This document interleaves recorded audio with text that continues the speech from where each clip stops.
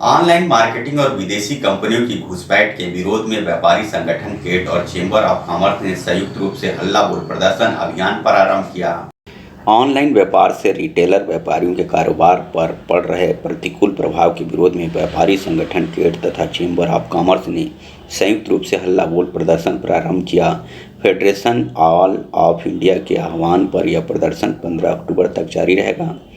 संगठन द्वारा e commerce policy के तहत कॉम्पिटिशन एक्ट को लागू किए जाने की मांग कर रही है।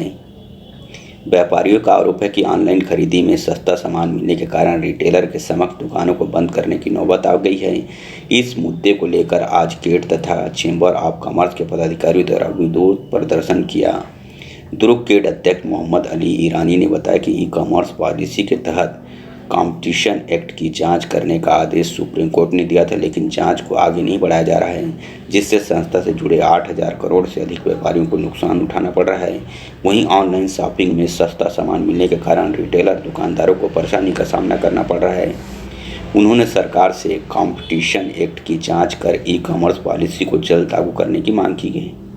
वहीं चेंबर ऑफ कॉमर्स अध्यक्ष प्रहलाद रुंगटा ने ऑनलाइन शॉपिंग के बढ़ते चलन पर चिंता जाहिर की। उन्होंने कहा कि ईस्ट इंडिया कंपनी के समान विदेशी कंपनियां ऑनलाइन मार्केट के माध्यम से देश के कारोबार पर कब्जा जमा रही हैं, जिसके कारण देश के रिटेलर व्यापारियों को आर्थिक नुकसान उठाना पड़ रहा है और उनका व्यापार ठप हो रहा है। देश में ई कॉमर्स कंपनियों को बाहर निकालने के संकल्प के साथ ये आंदोलन प्रारंभ किया जा रहा है और विदेशी ऑनलाइन कंपनियों द्वारा रोक लगाए जाने के बाद ही आंदोलन पर विराम लगेगा।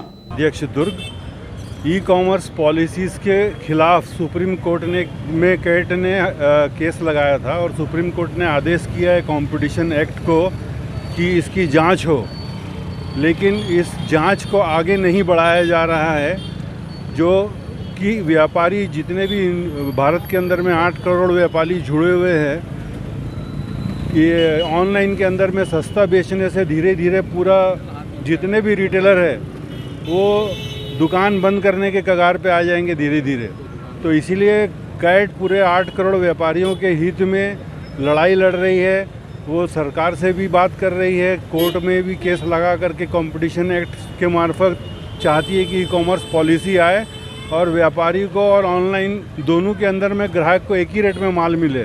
आप ऑल इंडिया ट्रेडर्स के तहत आज ऑल ओवर इंडिया में 6,000 करोड़ व्यापारियों ने एक साथ एक सूत्र में आके ये जो अमेज़न, फ्लिपकार्ट और ई कॉमर्स कंपनी के तहत जो व्यवसाय को चौपट कर रहा है, छोटे छोटे व्यापारियों को रिटेलर जो काउंटर लगा के बैठे हैं, उससे भारत देश का पूरा व्यापार चौपट हो रहा है।